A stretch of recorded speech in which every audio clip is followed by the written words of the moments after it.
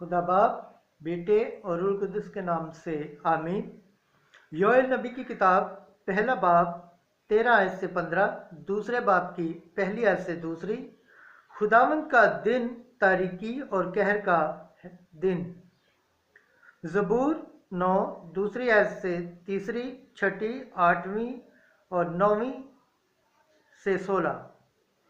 जमायती जवाब। खुदावंद जहान पर सदाकत से अदालत करेगा। नाराए हम्द। अपनी शफ़क़त के मुताबिक मुझे ज़िंदगी बख्श और मैं तेरी मर्ज़ी बजा लाऊंगा। अंजील मुक़द्दस लूका 11 बाब 15 से 26 आयत। अगर मैं खुदा की कुदरत से बदरूहों को निकालता हूँ तो बेशक खुदा की बादशाही तुम्हारे पास आ पहुँची है। खुदा के पाक कलाम पढ़े और सुन जाने पर खुदा